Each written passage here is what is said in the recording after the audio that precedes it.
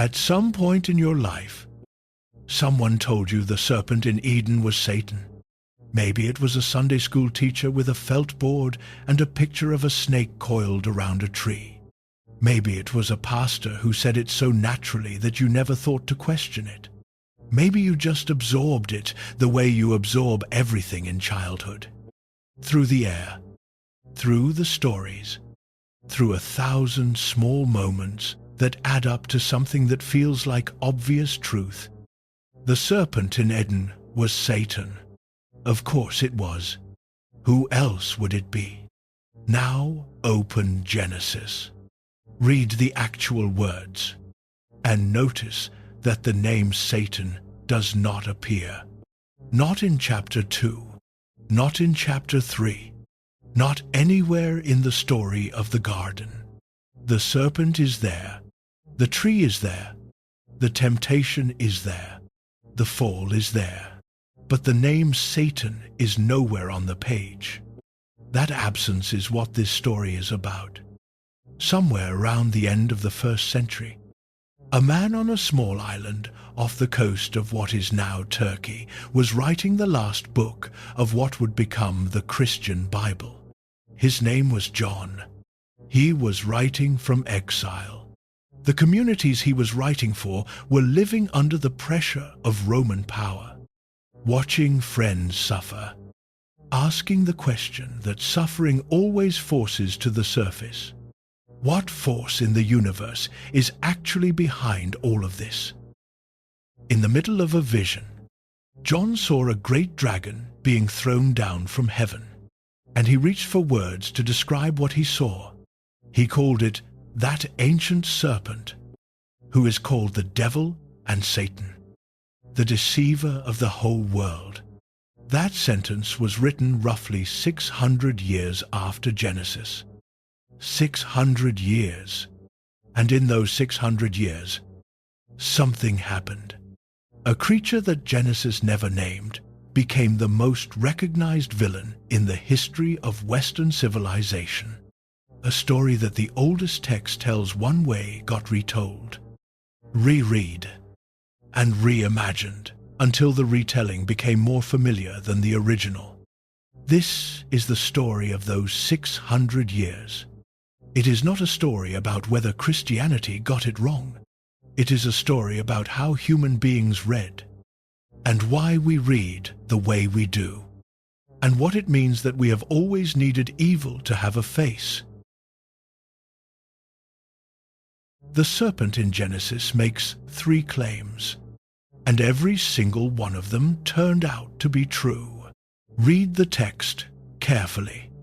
In chapter 3, verse 4, the serpent tells the woman, "You will not die."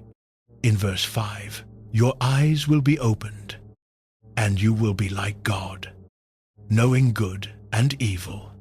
Then look at what actually happens after the fruit is eaten. The man and the woman do not die immediately. Their eyes are opened. They do come to know good and evil. And then comes the moment most people skip past. In chapter 3, verse 22, God himself speaks, and God says, "The man has become like one of us, knowing good and evil." God confirms it. The serpent was right. That is not a comfortable sentence, but it is what the text says, and it raises a question that the text never answers. What exactly was this creature? The word in Hebrew is nachash. It appears in the very first verse of chapter 3, and in the original Hebrew, it is not a title, it is not a name, it is a noun, a common noun for a particular kind of animal. The snake, the serpent, one of the creatures of the field. Genesis describes the serpent with one distinguishing characteristic. It was more crafty than any other wild animal that the Lord God had made. That word, crafty, in Hebrew is arum. It carries the sense of shrewdness, of cleverness, of the kind of intelligence that knows how to find the angle, Not evil in itself, just exceptionally perceptive. And then it speaks. This is where the story becomes strange, because nothing in the introduction of this creature prepares you for what it does next. Animals in Genesis do not talk. They are named by Adam. They are created alongside him, but they do not hold conversations. Yet here is this one, opening a dialogue with the woman that is arguably the most consequential conversation in the history of Western literature. Notice how the serpent operates. It does not threaten. It does not coerce. It asks a question. Did God really say, "You must not eat from any tree in the garden"? The question contains a slight distortion. God said they could eat from any tree except one. The serpent makes it sound like the restriction was total. It is a small shift, almost imperceptible, but it opens a door. The woman corrects it. She explains the actual rule, and the serpent responds with that declaration that turned out to be true. You will not die. Your eyes will be opened. You will know what God knows. What the serpent does is not simple lying. It bends the truth in a way that makes desire sound like wisdom. It takes something the woman already wanted, something she could already see was good for food and pleasing to the eye, and it reframes that desire as a legitimate response to an unfair restriction. It makes reaching for the fruit feel like the reasonable thing to do. This is a particular kind of intelligence, and it raises a question that every serious reader of this text eventually asks. Where did this intelligence come from? The serpent knows things. It knows what God said. It knows what the consequence was supposed to be. It knows, somehow, that the consequence would not be immediate death. It knows that the fruit will open their eyes. It knows that God knows this too. The serpent is not operating in ignorance. It is operating with information. But Genesis gives you no origin story for that information. No backstory. No explanation of how a creature listed among the animals of the field came to know these things, or why it cared, or what it wanted out of the exchange. After the serpent receives its punishment, it disappears from the text almost entirely. There is no scene where it gloats, no scene where it reports back to anyone. It simply vanishes into its curse, to crawl on its belly and eat dust. The book of Genesis moves forward. Cain and Abel, Noah, the Tower of Babel, the call of Abraham. The great sweep of the story picks up and carries on, and the serpent is left behind in chapter 3, like a door that was opened and never fully explained. And in that silence, in that absence of explanation, something begins. There is a question that children sometimes ask in Sunday school that adults find genuinely difficult to answer. If God made everything in the garden, and everything God made was good, then where did the serpent come from? And if God knew what the serpent would do, why did God let it in? Sunday school teachers tend to move past this question quickly. There are crafts to finish and songs to sing, but the question does not go away, because Genesis does not answer it. The text gives you the serpent fully formed, fully capable, fully engaged in a conversation that will change the course of human history, with no explanation of what it was doing there or what was behind it. That silence is not an accident of poor storytelling. The author of Genesis was not sloppy. This is a text of remarkable compression and deliberate craft, a text where every word carries weight. If the origin of the serpent was meant to be in the story, it would be in the story. The silence is the story. And for thousands of years, readers could not leave that silence alone. Before Augustine of Hippo became one of the most influential thinkers in the history of Christianity, before he wrote the books that would shape Western theology for over 1,000 years, he was a young man in North Africa who could not stop asking a question that no one around him could fully answer. Where does evil come from?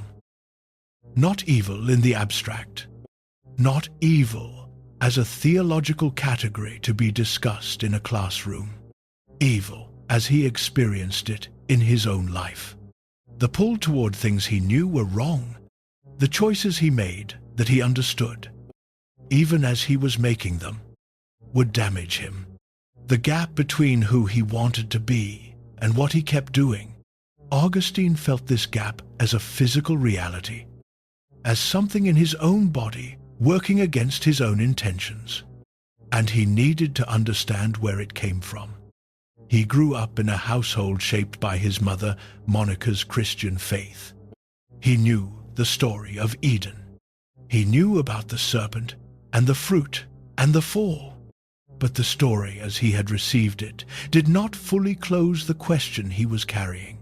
Because if God created the world and called it good, and if God created the man and the woman and placed them in a garden, and if God created the animals of the field, including the serpent, then the serpent's cunning was also something that existed inside the world God made.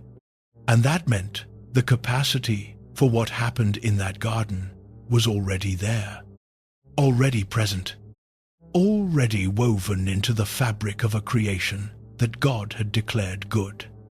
That is not a comfortable place to stop thinking. Augustine eventually found his way to Christianity and to the question that would occupy the rest of his life. But the problem he started with, the problem of where evil originates in a world made by a good God, is older than Augustine by several thousand years. It is as old as the story itself, and it is the reason that the silence Genesis leaves at the center of the Eden narrative became one of the most productive silences in the history of human thought. Genesis tells you what happened. It does not tell you why it was possible. The serpent appears. The serpent speaks.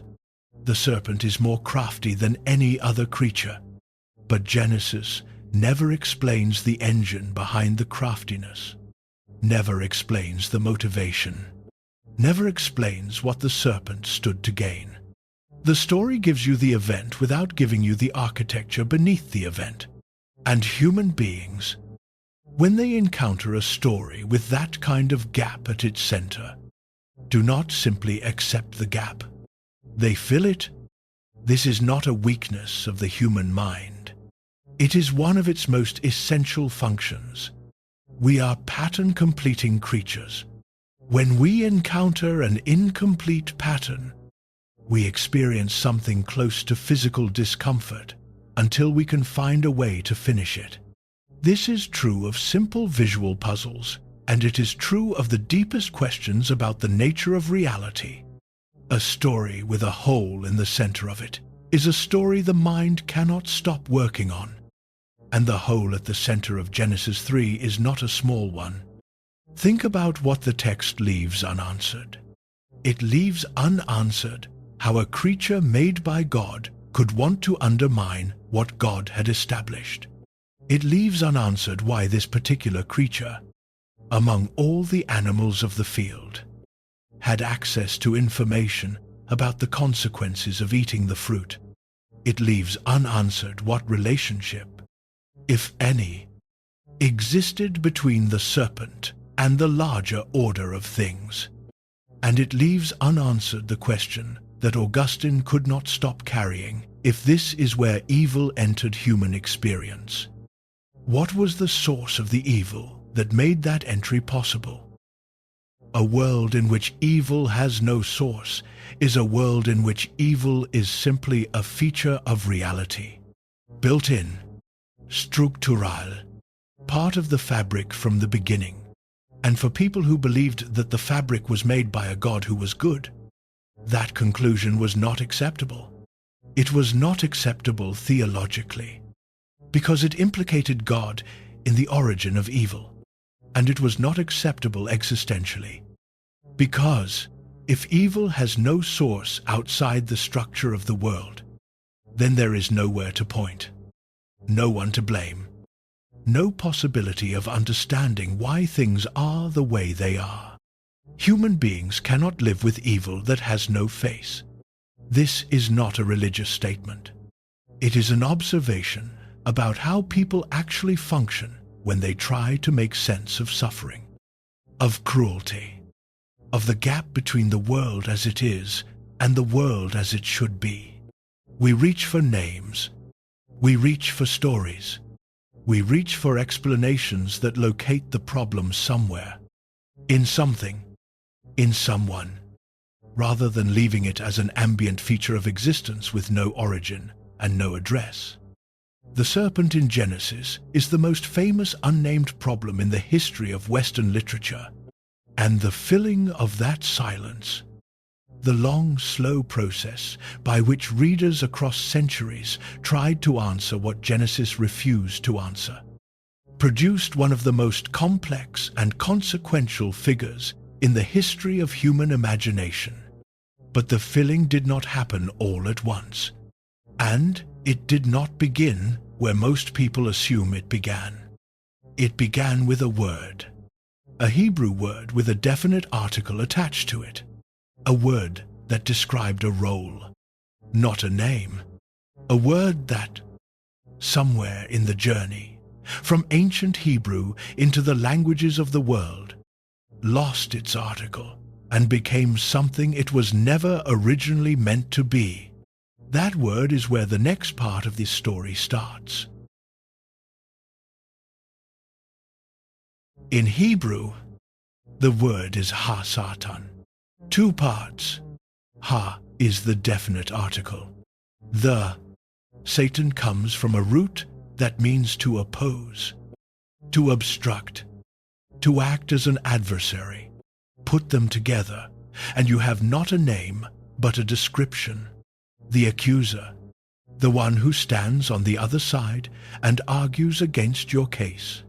When the earliest readers encountered this word in their scriptures, they were not reading the name of a cosmic enemy. They were reading a job title, the way you might read the judge, or the prosecutor, or the one who challenges. Ha-satan was a function, a role that certain figures played in certain contexts, before it ever became the identity of a specific being. Somewhere in the long journey from ancient Hebrew manuscripts into Greek translations, and then into Latin, and eventually into English, the definite article disappeared. Ha-satan became Satan. The article that told you this was a role and not a name was dropped. And with it went a critical piece of information. A job description became a proper noun, and a proper noun, once it exists, starts to accumulate a biography. To understand what was lost in that translation, you have to read the book of Job the way it was written, not through the lens of what came later, but as close to its own terms as you can get. The book of Job opens in heaven. Picture a courtroom, though that word undersells the strangeness of what the text actually describes. God is present. The members of the divine council, the sons of God in the older translation, have gathered, and among them comes a figure the text calls Ha-satan, the accuser, the one whose function is to challenge and question. God speaks to this figure first. Where have you come from? Ha-satan answers with a kind of cosmic restlessness, from going to and fro on the earth, and from walking up and down on it. And then God does something that stops careful readers cold. God points to a man named Job and essentially invites Ha-satan to consider him. Have you noticed my servant Job? There is no one like him on the earth, a blameless and upright man. Satan responds with a question that is either deeply cynical or entirely reasonable, depending on how you read it. Does Job fear God for nothing? You have put a fence around him and his house. You have blessed everything he does, but stretch out your hand and strike everything he has, and he will curse you to your face. God gives permission for the testing, and what follows is the catastrophic destruction of Job's life. This is not the Satan that most people in America carry in their heads. This figure is not rebelling against God. It is not waging war against heaven. It is not the cosmic enemy, the great adversary, the one whose agenda is the destruction of human souls. It is a figure within the divine council that has been permitted to speak, permitted to challenge, permitted to test. It asks hard questions about human motivation. It functions as something like a skeptic in the heavenly court, a troubling presence. Yes, a figure whose actions cause real suffering. Absolutely, but a figure that operates within the framework of the divine order, not against it. In the book of Zechariah, Satan appears again in a similar context. The high priest Joshua is standing before the angel of the Lord, and Satan is standing at his right hand to accuse him. The Lord rebukes Satan. Joshua is vindicated. Satan does not win. It does not overthrow the court. It plays its role in a proceeding that is ultimately under divine authority. And when the proceeding goes against it, it simply is rebuked. This is the Satan of the Hebrew Bible, a figure inside the structure, not outside it. A challenger, not a rebel. Something that causes difficulty and pain. Yes, something genuinely dangerous and worth taking seriously, but not the independent cosmic enemy that would later become the defining image for billions of people. And here is what matters most for the story we are tracing. In Job, in Zechariah, in the rest of the Hebrew Bible where this figure appears, there is no connection to the serpent in Genesis. Known. The serpent is the serpent. Satan is Satan. They are entirely separate figures in entirely separate stories with no textual bridge between them. The identification that feels so obvious to readers formed by later Christian tradition, the assumption that of course the serpent was Satan, would have been puzzling to the earliest readers of these texts, because for them, the text did not say that. The texts said something else entirely. So how did the connection get made? The answer does not lie in the Hebrew Bible. It lies in what happened after the Hebrew Bible was mostly complete, in a period of history that most people raised on the Protestant Bible have no framework for, because it falls inside a gap that their scriptures mark with nothing more than a page break. 400 years, roughly 400 years between the last books of the Hebrew Scriptures and the opening of the New Testament.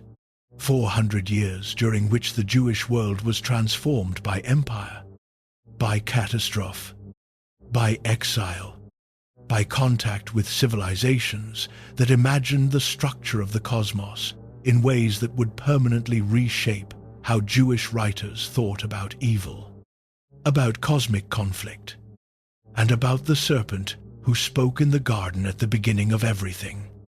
The page break in your Bible is one of the most consequential silences in the history of Western religion, and what happened on the other side of it is where this story takes its most unexpected turn.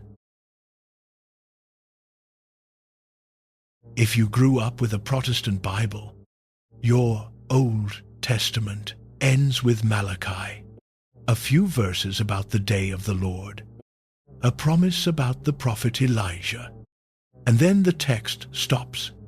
Turn the page and you find a heading that says New Testament. Then Matthew begins with a genealogy tracing Jesus back through 42 generations to Abraham. Between those two pages, there is nothing. A heading, maybe a blank page, maybe a decorative border. If your Bible was the kind that had those, that gap represents approximately 400 years. 400 years of Jewish history, Jewish suffering, Jewish thought, and Jewish imagination.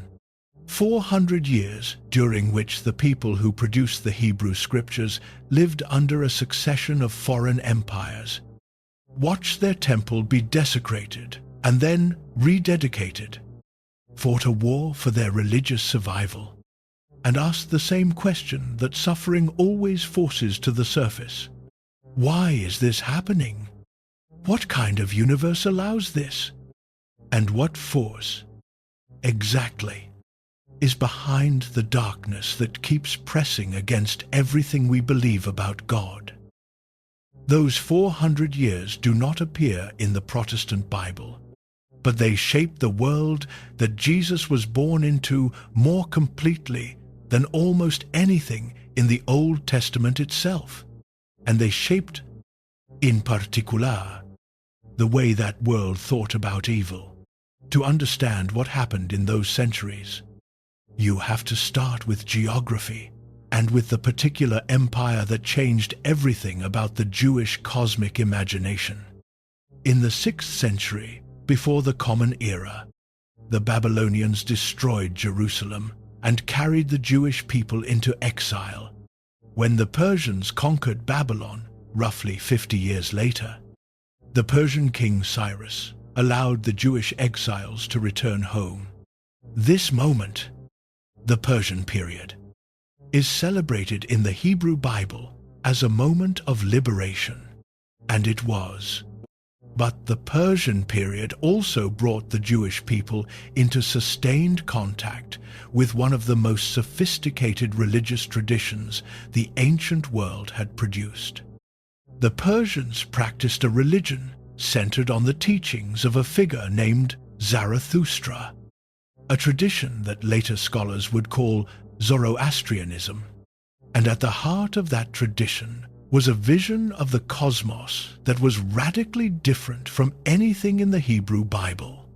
Zoroastrianism divided ultimate reality into two opposing forces: Ahura Mazda, the wise Lord, the principle of light and truth, and Angra Mainyu, the destructive spirit, the principle of darkness and lies. These were not merely symbols. They were cosmic realities, locked in a war that structured all of history and all of human experience. Some scholars have argued that sustained Jewish contact with Persian religious ideas during and after the exile may have helped sharpen the way Jewish writers imagined evil in the centuries that followed. This is a subject that scholars debate carefully, and the honest position is that the influence, if it existed, was never simple borrowing. Jewish thinkers did not copy Zoroastrianism, but the contact with a tradition that had already worked out a sophisticated cosmic dualism, that had already given evil a specific cosmic opponent with power and intention and biography, may have created new possibilities for the Jewish imagination as it wrestled with its own questions. What is not debated is what actually appeared in Jewish writing during the centuries after the exile. Evil got a face. In the texts produced during what scholars call the Second Temple period, roughly the 5 centuries between the rebuilding of the Jerusalem temple after the exile and its destruction by Rome in the year 70 of the Common Era, something happens to the way Jewish writers imagine the structure of reality. Evil is no longer simply a quality of human action or a consequence of human disobedience. It begins to take on cosmic dimensions. It acquires agents. Those agents acquire names, histories, and motivations. One of the most important of these texts is a collection called First Enoch. First Enoch is not in the Protestant Bible. It is not in most Catholic or Orthodox Bibles either, with the exception of the Ethiopian Orthodox tradition, which treats it as scripture, but it was widely read and highly regarded among Jewish communities in the centuries before and during the life of Jesus. It is quoted directly in the New Testament letter of Jude, and it represents one of the most dramatic expansions of the cosmic imagination in the history of Jewish thought. First, Enoch develops an elaborate account of what happened at the beginning of human history, drawing on a brief and cryptic passage in Genesis chapter 6, where the text mentions the sons of God coming to earth and taking human women as wives. First, Enoch builds an entire mythology of fallen angelic beings called Watchers. These Watchers descended from heaven, corrupted humanity by sharing forbidden knowledge, produced monstrous offspring, and are now understood as the source of the evil spirits that continue to afflict human life. One of the leaders of these Watchers is a figure named Azazel, who teaches humanity the arts of war and vanity and corruption. Another is named Semyasa. These are not vague principles of evil. They are beings with names and backstories and specific crimes.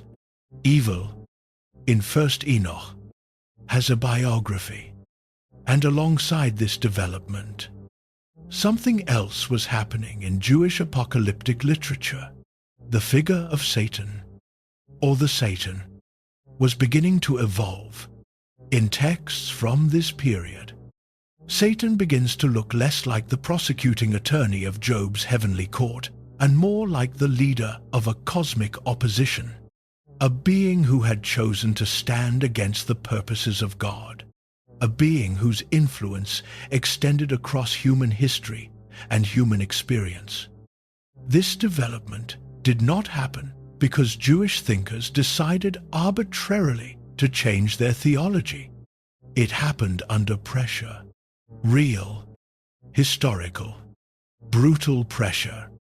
In the 2nd century before the Common Era, a Greek king named Antiochus IV tried to force the Jewish people to abandon their religious practices entirely.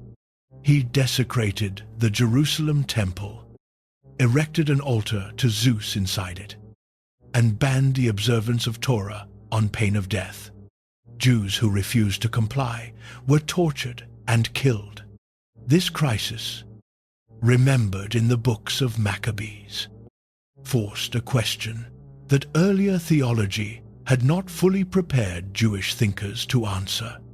If God is sovereign over history, why is this happening? How can a world run by a good God look like this? The answer that apocalyptic literature provided was not that God had lost control. It was that history was a battleground, that behind the visible suffering of faithful people stood invisible forces working against the purposes of God, that the persecution of the righteous was not random cruelty, but the work of cosmic powers that had chosen the wrong side in a conflict older than human history. In this framework, the serpent of Genesis began to look different. If there were cosmic beings who had chosen to oppose God, beings with intelligence and intention, and a long history of working against the divine order, then the serpent in the garden was no longer simply an unusually clever animal. It began to look like a representative of something larger, a visible point of contact with a cosmic opposition that had been there from the very beginning. This was not an official theological decision made at a council. It was a gradual shift in how readers brought their experience of the world to the text of Genesis. People who believed they were living inside a cosmic conflict would naturally read the opening chapters of Genesis as the first chapter of that conflict. And the creature that introduced deception into the world, that spoke with knowledge it had no obvious right to possess, that led human beings away from God with such apparent intention and such apparent success, started to look very much like the kind of being that apocalyptic literature had been describing. The serpent still had no name in Genesis, but for readers formed by 400 years of developing Jewish thought about cosmic evil, the serpent was beginning to cast a shadow that looked familiar. It was in that world shaped by exile and empire and apocalyptic imagination and the slow cosmic expansion of what evil was allowed to be, that a man named Paul of Tarsus sat down to write letters to the communities he had helped establish across the Mediterranean world. And in those letters, he would bring the serpent and Satan closer together than any writer before him had dared to do. Imagine a room in Corinth, sometime in the middle of the 1st century. It is not a large room. The community that meets here is not wealthy. They gather in someone's home, the kind of home that could hold a few dozen people if everyone stood close. Someone has just arrived from the east, carrying a letter.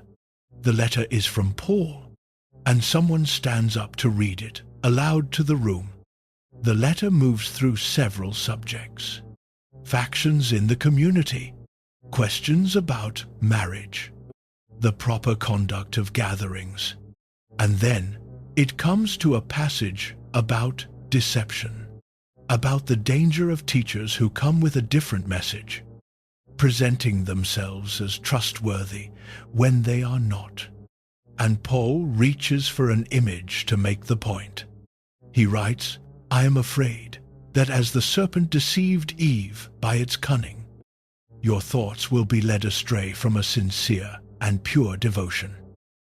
The room goes quiet in a particular way, because everyone in that room knows the story of the serpent in the garden. They grew up with it. It is one of the oldest stories in their tradition. But they also know Paul's other writings.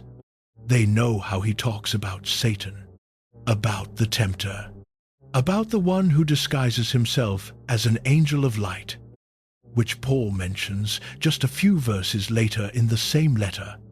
Paul does not say the serpent was Satan. Read the passage carefully, and that equation is never completed. But he places the serpent's deception and Satan's deception in the same argument, in the same few paragraphs, as illustrations of the same danger. He draws them into proximity without drawing them into identity. And for the people in that room in Corinth, hearing both figures invoked in the same breath, something begins to happen in the imagination that is very hard to stop once it starts. Paul was writing to communities that already had a fully developed sense of who Satan was, not the limited, role-defined ha-Satan of Job's heavenly court, but a being with agenda and capability and a particular interest in leading people away from truth. That figure had been developing in Jewish and early Christian imagination for 2 centuries by the time Paul was writing. Satan was, for Paul's readers, a known quantity.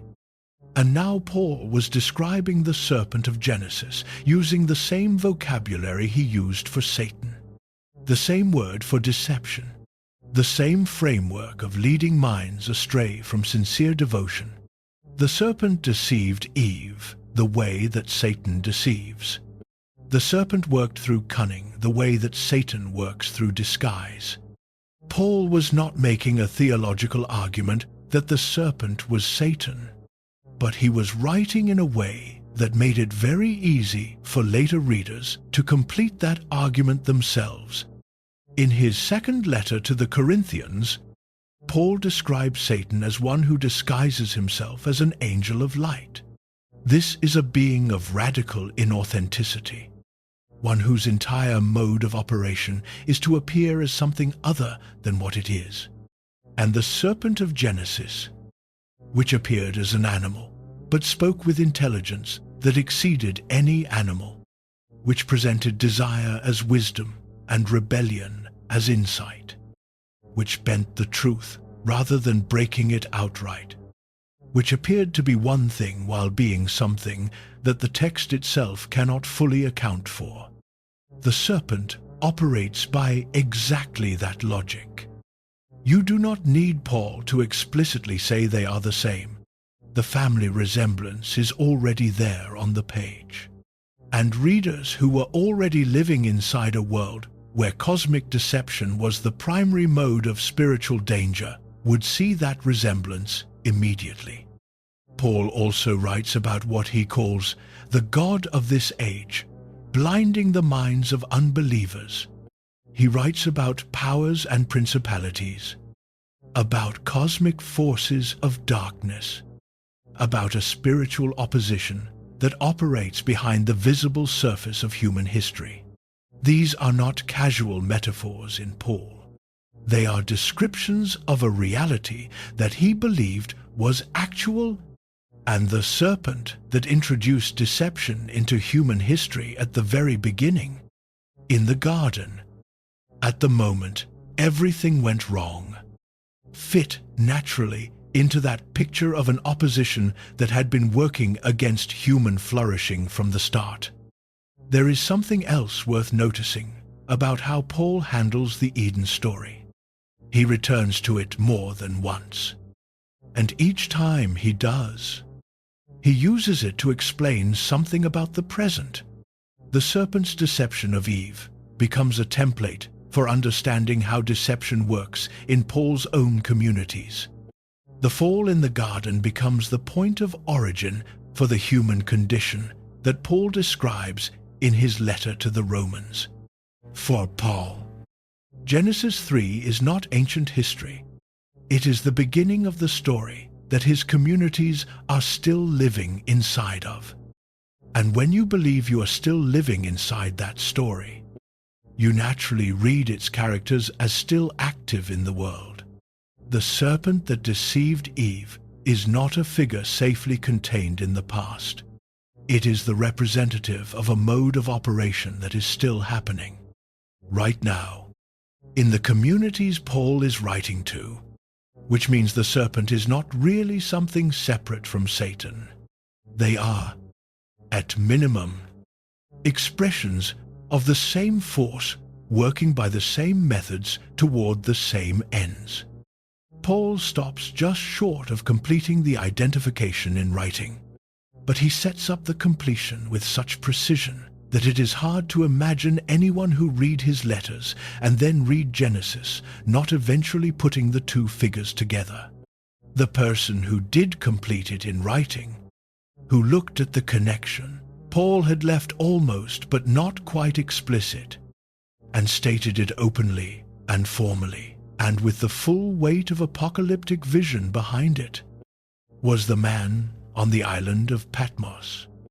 The man who wrote Revelation, and when he wrote that sentence, he was not adding something new to the tradition. He was closing a loop that had been open for 600 years. The island of Patmos is small. You can walk across it in a few hours. It sits in the Aegean Sea off the western coast of what is now Turkey, close enough to the mainland to see it on a clear day, far enough to feel completely cut off from everything happening there. John was on Patmos because he had been sent there. The word he uses in Revelation is that he was there on account of the Word of God and the testimony of Jesus, which is a careful way of saying that the Roman authorities had decided his presence on the mainland was no longer welcome. Exile to a small island was a common Roman punishment for people considered troublesome but not quite troublesome enough to execute. You put them somewhere they could not cause problems, and you left them there. So John was there, separated from the communities he cared about, writing to 7 churches in the cities of Western Asia Minor, cities where those communities were navigating the complicated and increasingly dangerous business of being Christian inside the Roman Empire. The people reading his letter were not reading it in comfort either. Scholars debate the precise nature and extent of the persecution that the early Christian communities faced during this period. But what is not debated is the pressure, economic pressure, because participation in the trade, guilds, and civic life of Roman cities often required participation in religious practices that Christians found incompatible with their faith. Social pressure, because refusing those practices made you an outsider in ways that had real consequences, and in some places and at some times, something worse than pressure. These were communities asking a question with genuine urgency, not as a theological exercise, but as a daily survival question. What force in the universe is actually behind what is happening to us? Who or what is the enemy? And will it win? John's answer to that question is Revelation. And Revelation is not a gentle book. It is a book written in the vocabulary of crisis, of cosmic conflict, of a war between forces so large that human history is just one theater of a battle being fought across the entire structure of reality. It is written in images that are deliberately overwhelming, deliberately excessive, deliberately impossible to reduce to a simple paraphrase. It is a book that demands to be experienced rather than summarized. At the center of that cosmic conflict is a figure, a great dragon. John calls it red, with 7 heads and 10 horns and 7 crowns on its heads. Its tail swept 1/3 of the stars of heaven and threw them to the earth. It stood before a woman who was about to give birth, ready to devour her child the moment it was born. It is one of the most terrifying images in the entire Bible. And then John names it, that ancient serpent, who is called the devil and Satan, the deceiver of the whole world. 4 identifications in one sentence: the dragon, the ancient serpent, the devil, Satan, all one being, all the same figure, given 4 different names that collapse into each other in a single grammatical movement. John does not argue for this identification. He does not build a case or present evidence or walk the reader through the reasoning that connects these figures. He states it as something the reader already knows, as a fact so established that it requires no defense. That ancient serpent, the word ancient, is doing enormous work in that phrase. It is reaching backward. It is saying, this is not new. This is old. This dragon that you are watching throw stars from the sky and threaten the woman and wage war against heaven is connected to something at the very beginning. Something from the first pages of the story you know better than any other story. The serpent in the garden. For John and for the communities he was writing to, this connection was not a theological innovation. It was the crystallization of a reading of Genesis that had been developing across 2 centuries of Jewish and early Christian thought.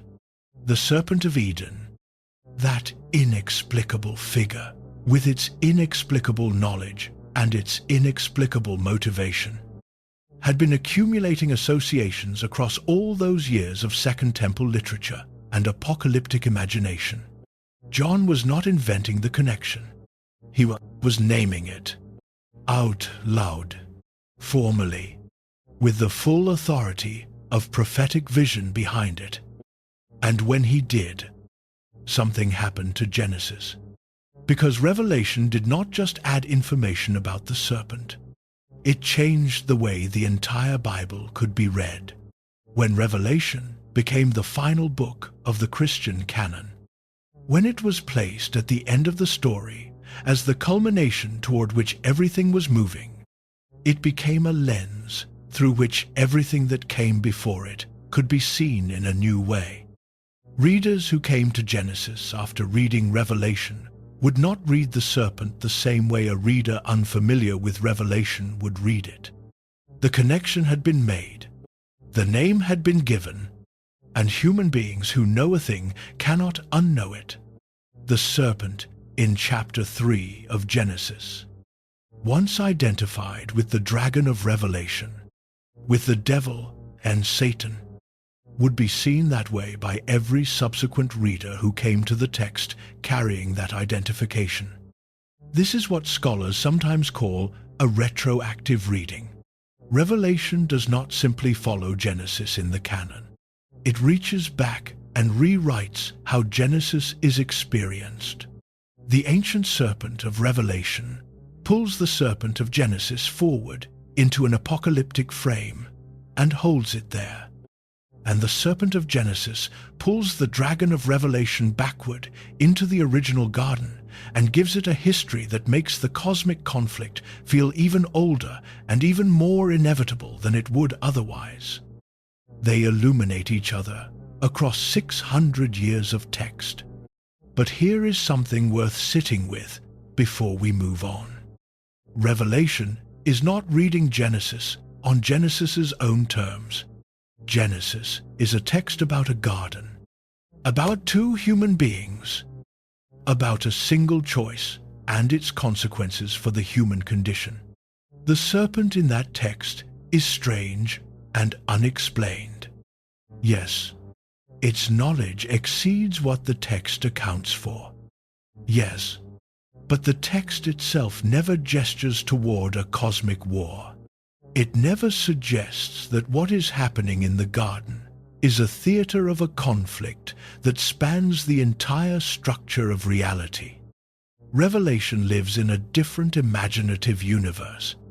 It is written in the vocabulary of apocalyptic literature, a genre that sees all of history as the surface expression of a cosmic battle, where earthly events are shadows of heavenly realities, and where the suffering of the faithful is not random but strategic, not accidental but the result of an opposition that knows what it is doing and why. When Revelation reads the serpent as Satan, it is reading Genesis through a lens that Genesis itself did not supply. That lens was ground over 600 years by the experiences and the theological developments and the urgent questions of real communities living through real crises. The lens is not arbitrary. It developed for reasons that make sense, but it is still a lens, and seeing through it is not the same as seeing the original text without it. Later, Christians who read Genesis through Revelation were not making a mistake. They were reading the way all readers read, through the frameworks that their tradition and their experience had given them, seeing in the ancient text the shapes that their formation had taught them to look for. This is what reading always is. It is always an encounter between a text and a reader who is already somewhere. The question Revelation forces, the question that every act of reading forces, is whether you can also hold the text in its own terms before the lens was applied. Whether you can feel the strangeness of the serpent without immediately resolving that strangeness into the familiar shape of Satan. Whether you can let the silence of Genesis be silent for a moment before filling it with an answer. Most readers across most of Christian history could not do that because they did not know there was a silence to preserve. By the time they encountered Genesis, the serpent was already Satan, had always been Satan, could not imaginably be anything else. The person most responsible for making that identification feel not just true, but inevitable, was not John of Patmos. John wrote the sentence, but a man in North Africa in the late 4th and early 5th century built an entire architecture of thought around it. An architecture so comprehensive, so persuasive, so deeply embedded in the structure of Western Christianity that it became, for most of the tradition, indistinguishable from the text itself. That man had started his life asking where evil comes from. He spent the rest of it answering the question, and his answer changed everything. Walk into almost any medieval cathedral in Europe. Take your time at the entrance. Look at the stone carvings above the doorway. The tympanum, that semicircular space above the arch where medieval sculptors told the stories that mattered most to the people who would pass through. Look at the windows if you can reach them. The long vertical panels of colored glass that turned sunlight into narrative. Somewhere in almost every one of those buildings, you will find Eden. The garden is there. The tree is there. The man and the woman are there, reaching for the fruit or already holding it. And the serpent is there, but it does not look like a snake. In some carvings it has a human face, sometimes a woman's face, looking down from the tree with an expression of knowing satisfaction. In others, it has a body that is partly human, partly reptile, partly something that the sculptor's imagination supplied from a source other than the text of Genesis. In many of them, the serpent's expression, its posture, its entire visual presence communicates something that no artist of the 12th or 13th century needed to be told. It communicates Satan. No one instructed these artists to portray the serpent that way. No council passed a ruling specifying that the serpent of Genesis must be depicted with the visual vocabulary of the devil. It simply was that way. By the time these cathedrals were being built, the identification was so complete, so thoroughly woven into the fabric of Christian thought and Christian preaching and Christian imagination, that the artists could not have portrayed the serpent any other way if they had tried. The serpent was Satan. This was not a conclusion. It was a premise. How did it get there? The answer begins with the young man from North Africa who could not stop asking where evil comes from. Augustine of Hippo was born in the year 354 in a town called Thagaste in what is now Algeria. His mother Monica was a devout Christian. His father Patricius was not.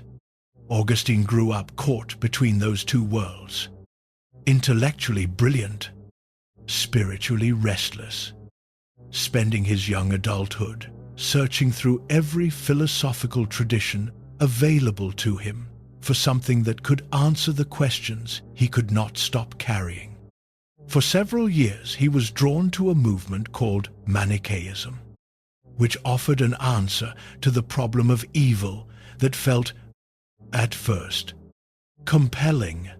The Manichaeans believed that reality was divided between two ultimate principles, a principle of light and a principle of darkness, and that the human soul was a fragment of light trapped in a body of matter created by the dark principle.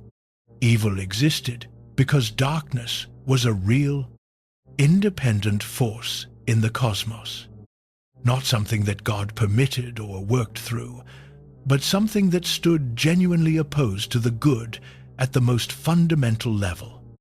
Augustine eventually found this answer unsatisfying. It solved the problem of evil's existence by creating a problem about God's ultimate sovereignty. If darkness was a genuine cosmic equal to light, then the good God was not all-powerful. And a God who was not all-powerful was not quite the God that Augustine came to believe in. When Augustine moved to Christianity, he carried his questions with him, and when he read Genesis, he read it as a man who had spent decades thinking about exactly the questions that Genesis raises and refuses to answer. Where does evil come from? Why does a good God allow it? What is the relationship between the external temptation of the serpent and the internal movement of the human will that responded to that temptation? Augustine's answer, worked out across dozens of books and letters and sermons over the course of his long career as Bishop of Hippo, became the theological foundation of Western Christianity's understanding of the fall.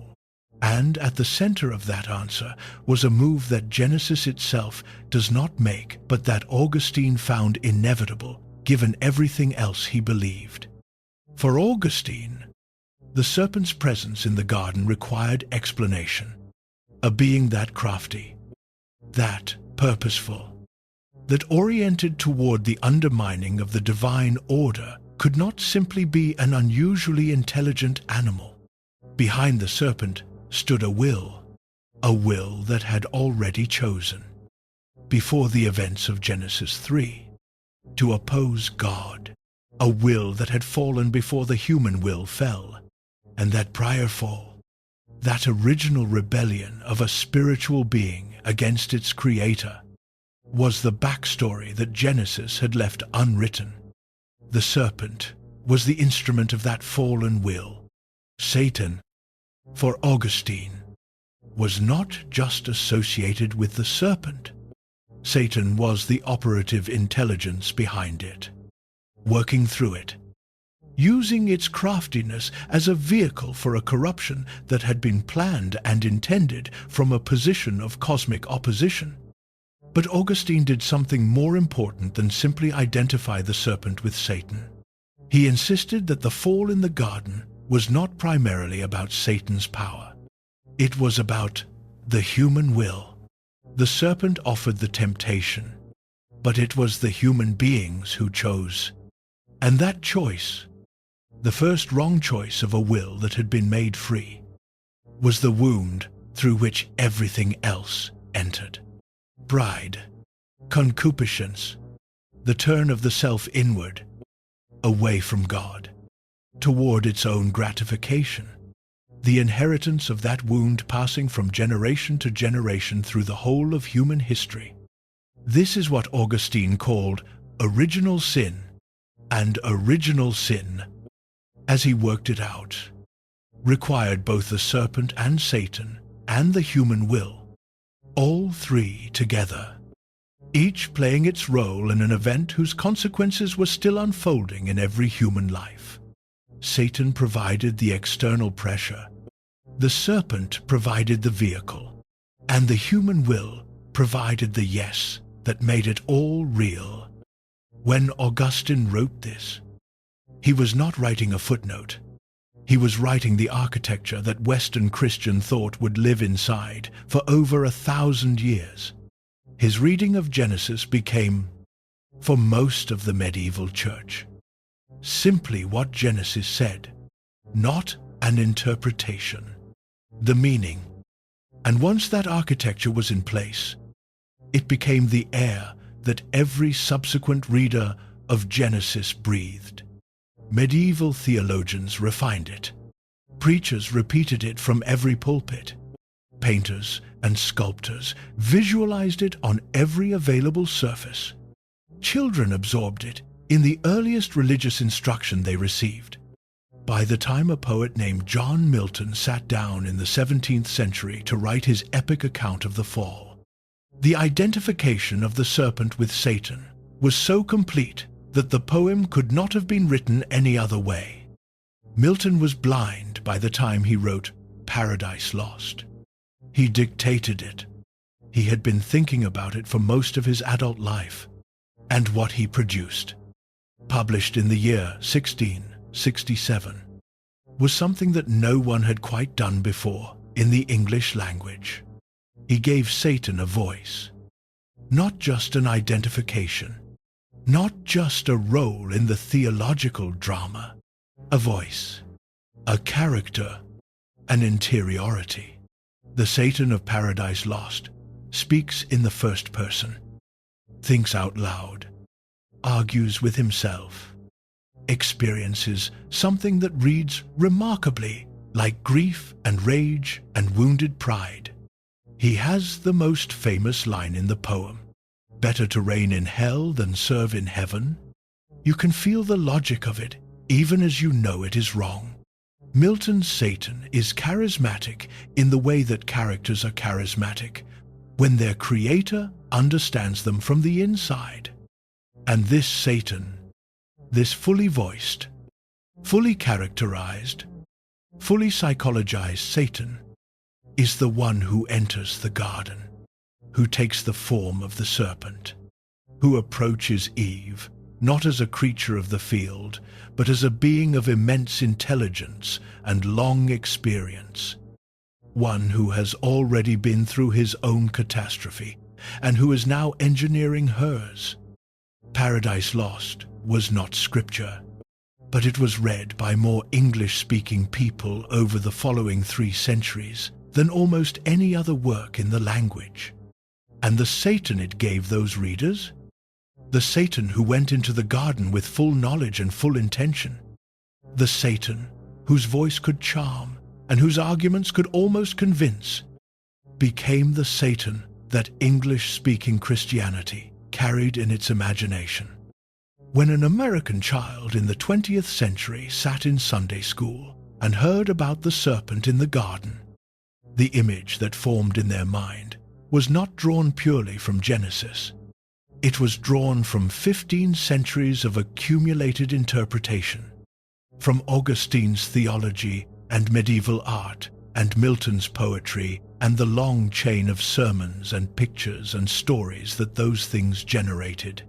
The serpent they saw was already Satan before anyone told them to see it that way, because the tradition had made that identification so completely that it was built into the way the story was told. This is how a reading becomes reality, not through a single decision or a single text, but through repetition across centuries, through the compounding of one interpretation on top of another, until the interpretation is invisible and only the conclusion remains. The serpent is Satan. It feels obvious. It has always felt obvious. But the obviousness is not in Genesis. The obviousness is in the history of how Genesis has been read. And sitting with that distinction, really sitting with it, changes something about how you hold the story. Here is something worth sitting with before we finish. Every generation that connected the serpent to Satan was getting something real from that connection. Something they needed. Something that did the work that the silence in Genesis could not do on its own. It gave evil a source outside the good creation. If Satan was behind the serpent, then the corruption that entered the world in the garden did not originate inside the world God made. It came from something that had already chosen, in a prior act of rebellion, to stand against the divine order. This matters, because a world in which evil originates outside the good creation is a fundamentally different world than one in which evil grows from within it. The first world has an enemy. The second world has a wound. It also gave temptation a face. The voice in the garden, the voice that made wrong things sound reasonable, had an author. It was not some ambient feature of reality, some nameless pull that existed for no reason and pointed nowhere. It was a being with intention and history, something that could be named and therefore resisted. You cannot say, "Get behind me." Unnamed, structural feature of existence that inclines me towards self-deception. The name makes resistance possible in a way that namelessness does not. So the identification was not arbitrary. It was the work of real human beings across real centuries, wrestling with real questions. They found in the connection between the serpent and Satan something that the silence of Genesis could not give them. And they held on to it because it worked, because it made the story more complete.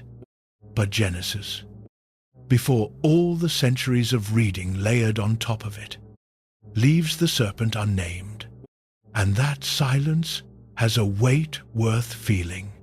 When the serpent has no name, when it cannot be identified as an external cosmic agent, the story forces a different kind of attention onto the human beings in it. It forces attention onto the woman who looked at the fruit and saw that it was good for food and pleasing to the eye and desirable for gaining wisdom. It forces attention onto the man who was with her and ate.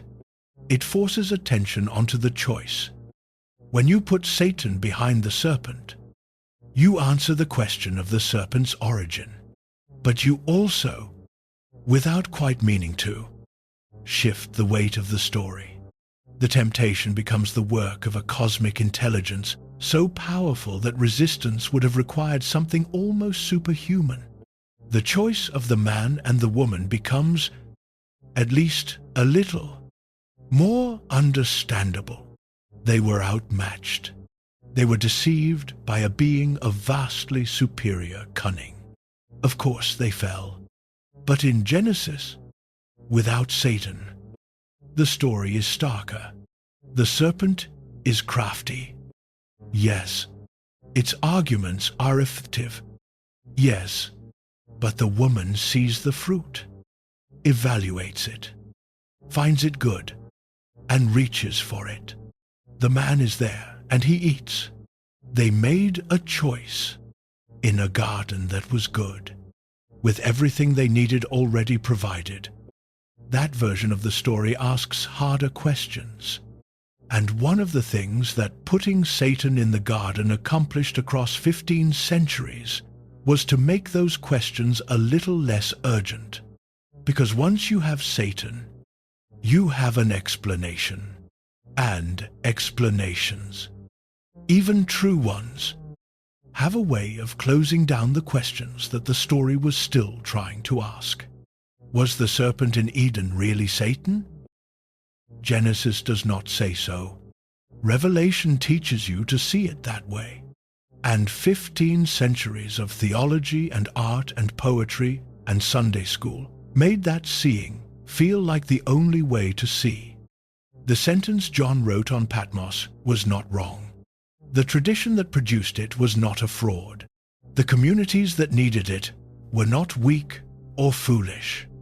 They were human beings doing what human beings do when they encounter a story with a wound at its center.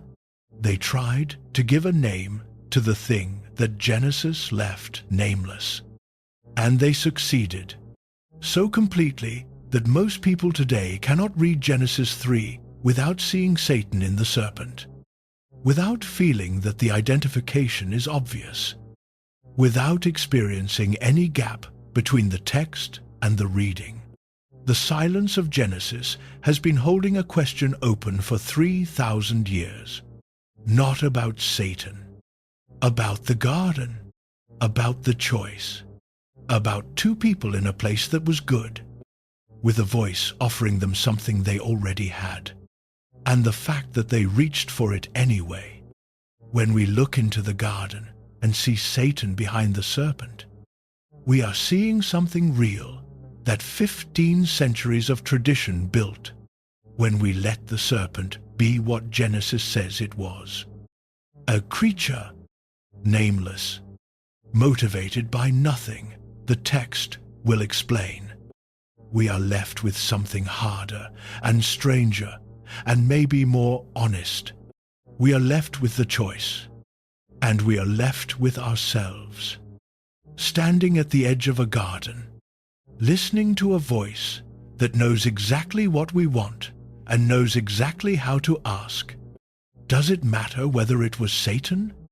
Maybe the more unsettling question is why we needed it to be.